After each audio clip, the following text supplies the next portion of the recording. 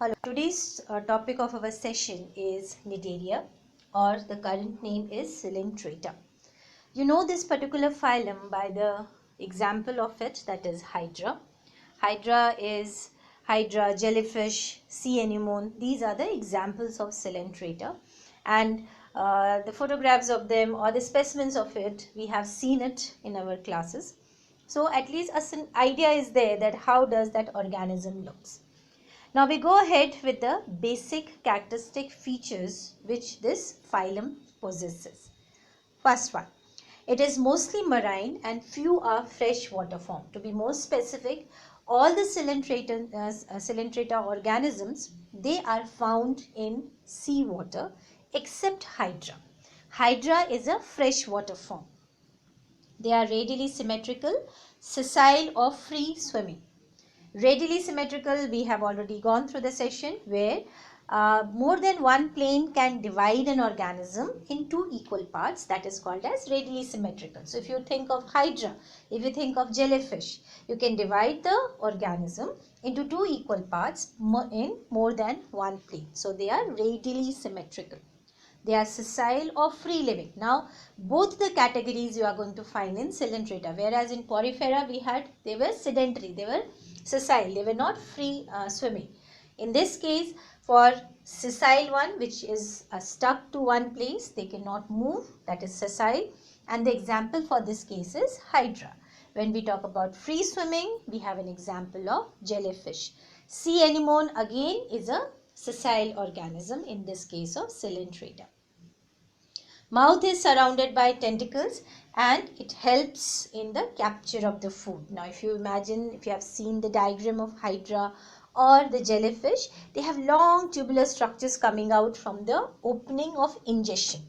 So that structures are called as tentacles, and they help in capturing the food and directing that food towards the opening, which we can call it as mouth or the ingestion point of it.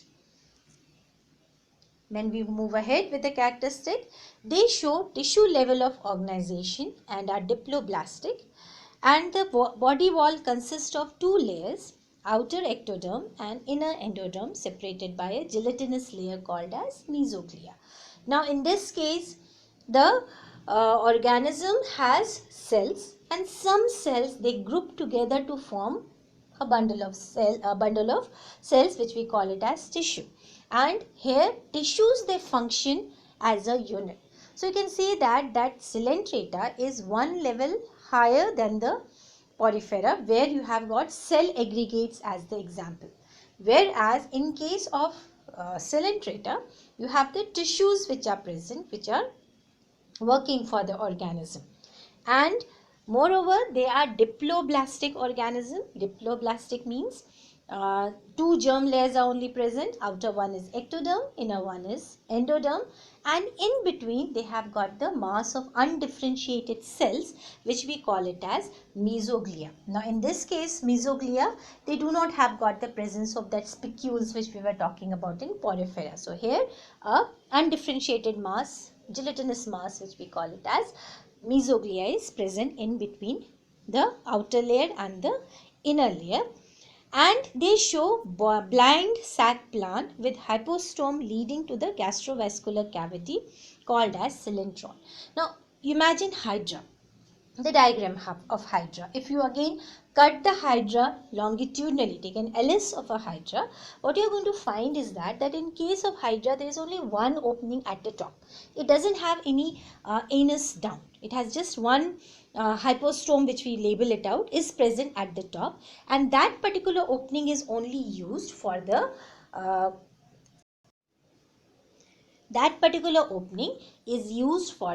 ingestion of the food as well as for the egestion of the food. So such kind of structure where you do not have another opening for separate opening for the egestion of the food, such kind of organization or a body plan is called as blind sac plan, meaning there is only one opening and the whole body is something like a sac. It doesn't have another outlet. So in case of Coelenterata, they have got the presence of blind body plan, and that opening leads to a cavity inside which is called as cylindron. It is again derived from the, you can say that it is derived from the mesodermal cells, when we were discussing about the how the formation of coelom occurs into the body. So actually these organisms do not have a coelom, but they have a cavity in the middle which is called as gastrovascular cavity. And why gastrovascular cavity? Because this particular cavity is used for the digestion of food. In this particular cavity, even the extracellular and intracellular digestion occurs inside this cavity. Mouth surrounded by tentacles and for capturing and locomotion. Tentacles have stinging cells called as cnidoblast, which helps in anchorage and defense in offense. Now this is very important point.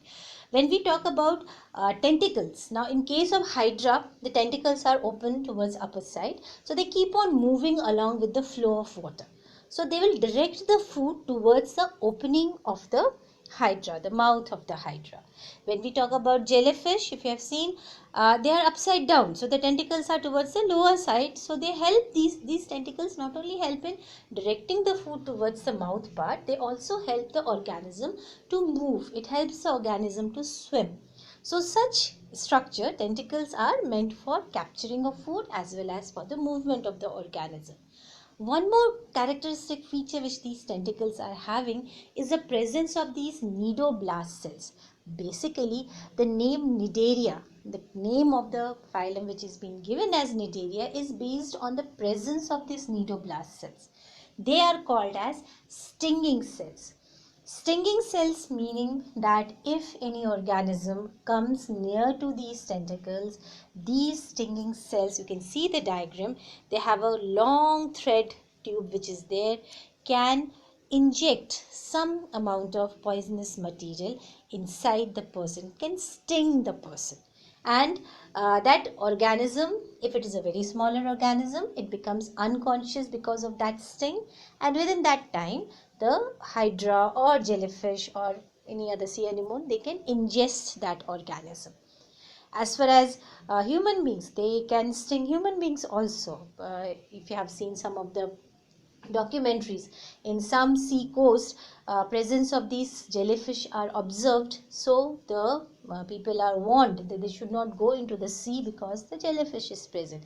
These jellyfish, they can sting the human being, and because of the shock, because of the pain, many times the human beings cannot stand in water and it may be detrimental for them. So in that case, these stinging cells are strong enough. They can show much effect on the human body too. You can see that it can show so much of effect, but in the smaller organisms, they are going to make the smaller organisms unconscious, and even they can kill it, and the organism can then ingest the organism, can consume the organism. And these coelenterata, they are, you can call them as carnivorous. They go for eating small animals, small zooplanktons, or very not so big ones, but still smaller organisms. Digestion is extracellular, partly intracellular, and some like corals have calcareous exoskeleton and they exhibit polyp and medusa form. When we talk about digestion, extracellular, just now I was talking about that they have the presence of that gastrovascular cavity, and this gastrovascular cavity is an opening in the body. So once the organism is stinged by the cnidoblast cells or cnidocyte cells, the organism comes from the hypostome, then goes into the gastrovascular cavity where some digestive juices can be released and it can be digested partially, and then it can be taken inside by the cells of the cylindron, and the final digestion is intracellular, that it happens inside the cell. Very few cnidarians might be having a calcareous calcium covering outside, but not all of them. Some of them, they can have that tough cover outside, like in case of porifera we were talking about. They exhibit polyp and medusa form. This is again a characteristic feature of Cnidaria only. That is, if you see the organisms of all the organisms of Cnidaria, some of them, they are longitudinal in shape. They are elongated, something like hydra. That structure we call it as polyp.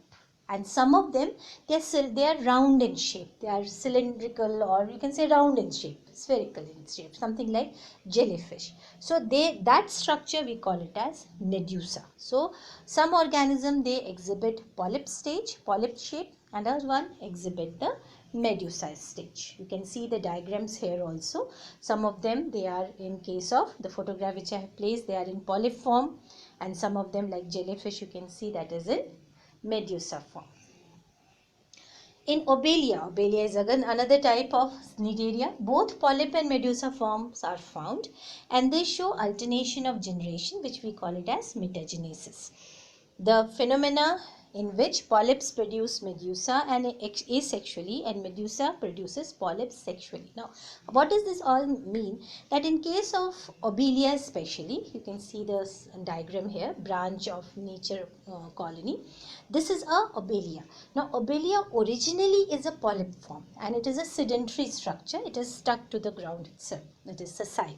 So, asexually, this Obelia will produce the medusa form, that is the round ones you can see, which is labeled as C.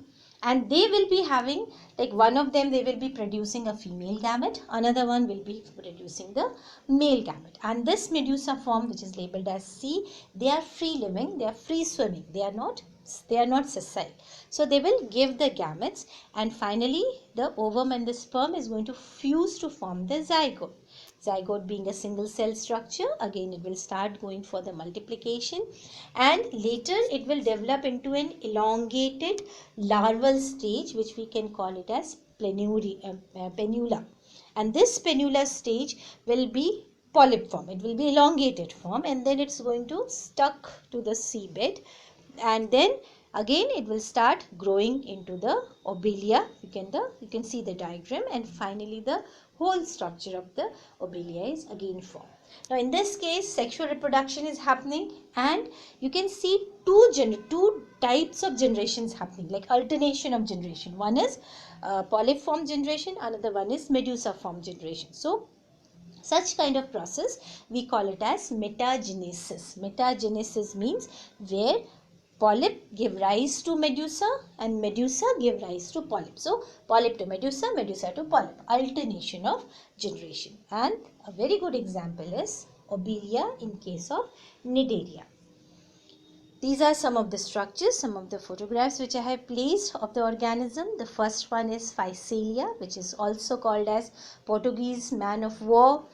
Then second one, jellyfish. The scientific name of jellyfish is Aurelia. Then we have this pennatula, that is called as sea pen. You can see in the center one, which is looking very beautiful, some orangish structure kind of thing, that is a sea pen, pennatula, that is the name. Then Adamsia. Sea anemone, we all know. The scientific name of sea anemone is Adamsia. That is pinkish color. You can see on your right hand side. The structure is there. Then Mendrina, that is a brain collar. You can clearly identify it from the photograph here. It looks like the zigzag patterns of our cerebrum and cerebellum. So that is a brain coral. The scientific name is Mendrina. These are some of the examples of Coelenterata. Let's have a look at a video at this stage.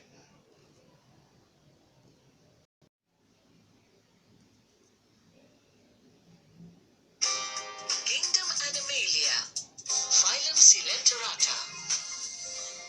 The second phylum is Coelenterata, or Cnidaria. This phylum includes diverse forms such as jellyfish, corals, and sea anemones.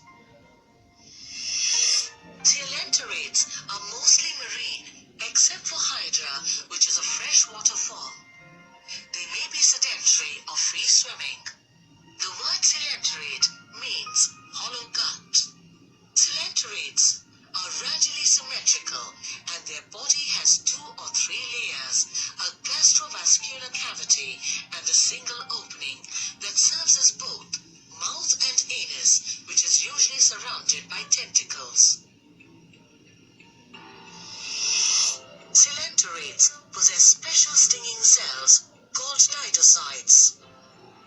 or nidoblasts, which help in food capture, defense mechanism, and an adhesion in case of sessile coelenterate.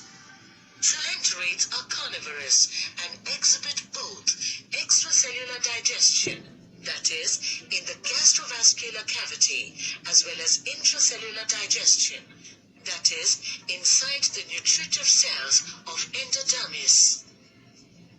In coelenterates, the processes such as respiration and excretion occur by simple diffusion.